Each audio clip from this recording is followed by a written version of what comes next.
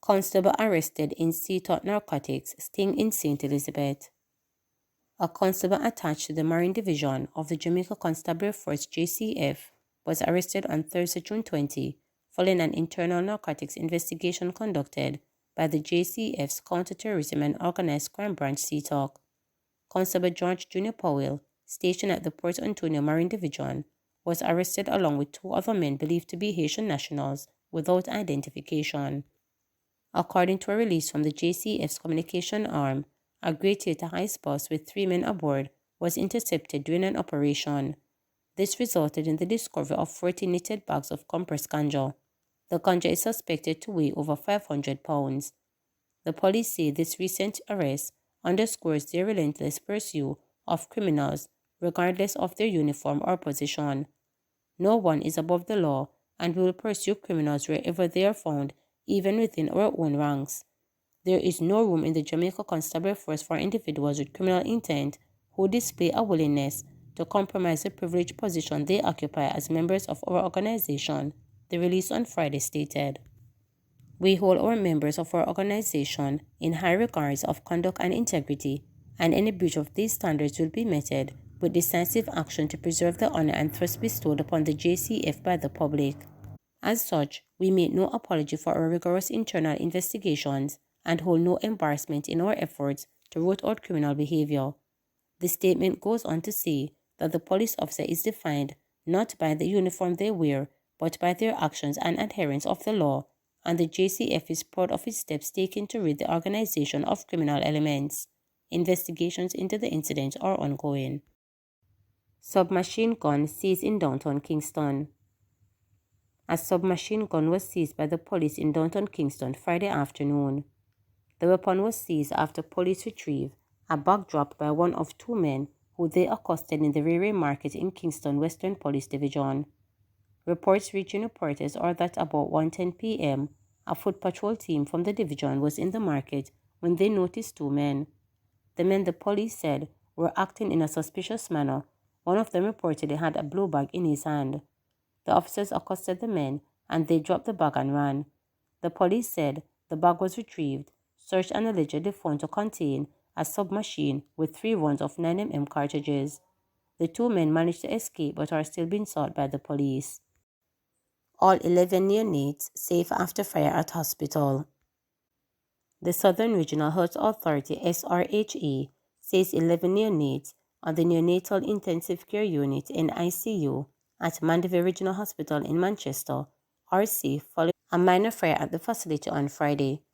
In a release, SRHA, who oversees public healthcare services in Manchester, Clarendon and St. Elizabeth, said the fire occurred about 3:45 a.m.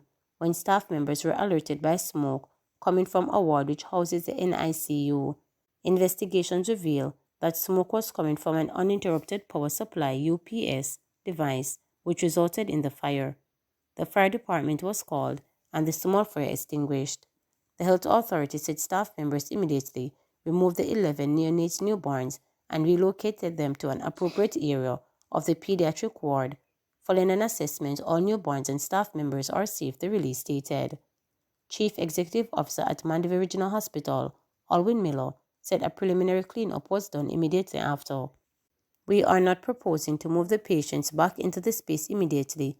That will not happen until possibly next week at some point in time, he said. We are housing the children in the pediatric ward in a space where we have previously had as an NICU. We'll be using the ward until we are satisfied that we can return to the NICU. Prior to that time, we will have to re-sanitize again before we can bring the children back into that space, he added. They have done a preliminary cleanup of the space and they have opened up the area so that it is ventilated. We are not proposing to move the patients back in that space immediately. That will not happen until possibly next week at some point in time. So we are housing the children over in the PD ward in a space that we had previously had our NICU. We'll be using the PD ward until we are satisfied that we can return to the NICU. to that time, we'll have to re-sanitize, clean and re-sanitize again before we can bring the children back into that space. Hourong shootout. One of two men cut down in what the police said was an almost hour-long shootout between armed thugs and members of the security forces in Roadside, St. James on Thursday night has been labeled as a gang member. The other is said to have a history of being engaged in violence. According to a police officer with knowledge of the situation but not authorized to speak, one of the dead men was a high-ranking member of the Young Sparta gang, also known as YSG. One of them is a top-tier gang member, YSG gang member. The gangs that operate around there are Bosshead and YSG. The deceased is a top-tier member of the latter, the cop told reporters on Friday. YSG is said to be responsible for a number of shootings, murders and other criminal activities in Rose Heights and other sections of St. James. The source was unable to provide details about the other man killed on Thursday, but said there are indications that he was also involved in criminal activities.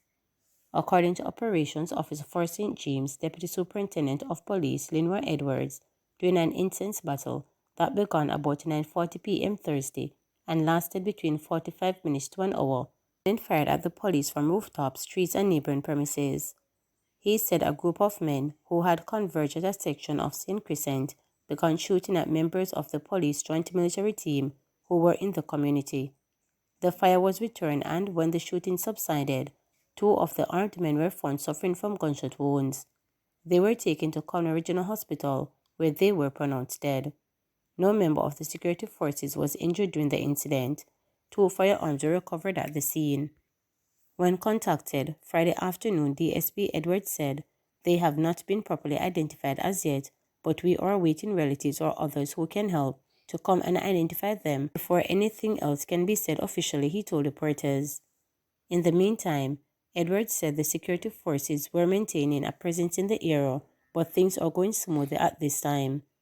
When reporters went to Rose Heights on Friday, there was a visible presence of security personnel and at least one armored military vehicle. A few community members were seen, but most refused to speak about what took place Thursday night.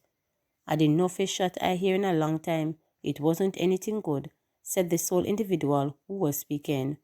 DSP Edwards told reporters that efforts are underway to apprehend other individuals who were involved in the incident and to recover more firearms. "We'll continue to pursue the other gang members and other gangs," he stated. He describes Thursday's incident as another success for Operational Storm Initiative, launched on Wednesday. It has been described as a fast-paced, high-intensity operation that targets individuals, persons of interest, and criminal suspects within the parish.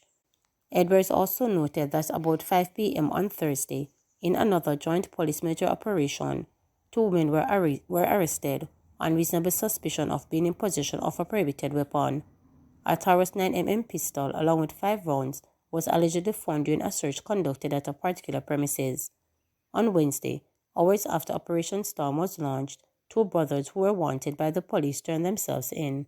About 9:40 p.m. Thursday, June 20th, a joint police-military operation was being conducted in the Sean Crescent area of Rose Heights when a group of men converged at a section of the community. Upon seeing the police-military team, opened gunfire in our direction. We responded and returned the fire, and the men continued to challenge us, firing from rooftop, trees, and neighboring premises. The shooting was intense and lasted about 45 minutes to an hour. Subsequent to that, two men were found suffering from gunshot wounds. They were taken to the Cornwall Regional Hospital, where they were pronounced dead upon arrival.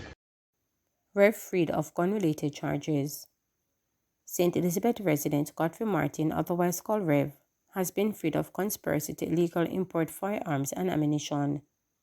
The 51-year-old has been charged with 21 counts of conspiracy to import firearms and ammunition in connection with the seizure of 18 handguns, 3 rifles, and a large amount of ammunition at a fringe in Kingston on March 4, 2022, after members of the Jamaica Customs Agency discovered abnormalities. He was held with 4 others by a detective assigned to the Counter-Terrorism and Organized Crime Branch CTOC in a much-publicized sting operation on August 7, 2022. However, during the case at the Gun Court Division of the Supreme Court, the prosecution could not prove that he imported or conspired to import weapons.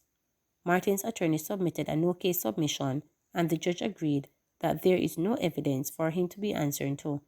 He was found not guilty.